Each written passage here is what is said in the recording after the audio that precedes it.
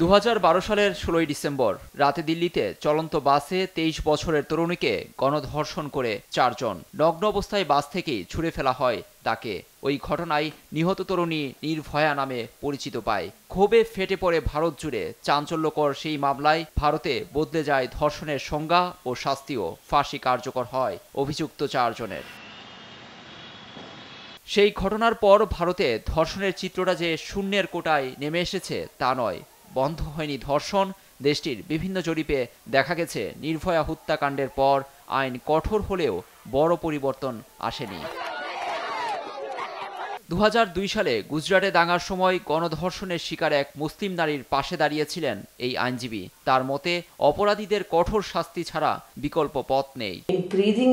অবশ্যই অপরাধীকে দ্রুত এবং কঠোর শাস্তি দিতে হবে। সেটি মৃত্যুদণ্ড পর্যন্ত হতে পারে, কিন্তু তা হচ্ছে না। এমনকি 2012 সালের নির্ভয়া হত্যাকাণ্ডের ক্ষেত্রেও কিন্তু সেরকম কিছুই দেখিনি আমরা। দোষীদের ফাঁসির মঞ্চে পাঠাতে বছরের পর বছর লেগেছে।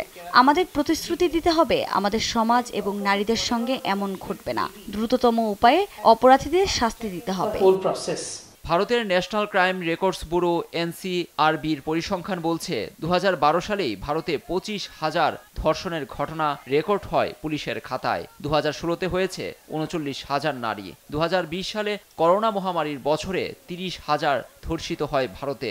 2022 সালে 31,000। সরকারের পরিসংখ্যানে আরও উদ্বেগজনক যে তথ্যটি উঠে এসেছে, ভারতে প্রতি 15 মিনিটে ধর্ষণের শিকার হচ্ছেন একজন নারী।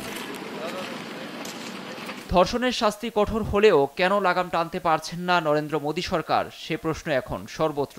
এ প্রসঙ্গে ভারতের জ্যেষ্ঠ ফৌজদারি আইনজীবী রেবেকা বার্তা সংস্থা রয়টার্সকে বলেছেন, অনেক অপরাধী মনে করেন আইনের ফাঁকফোকর দিয়ে বেরিয়ে যেতে পারবেন তারা।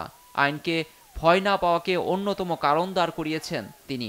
এর জন্য আইন শৃঙ্খলা বাহিনীর দুর্বল ভূমিকাকে দুষছেন এই আইনজীবী। সম্প্রতি কলকাতার RG কর মেডিকেল কলেজে এক ট্রেনি চিকিৎসক ধর্ষণ ও হত্যায় আবার উত্তাল ভারত।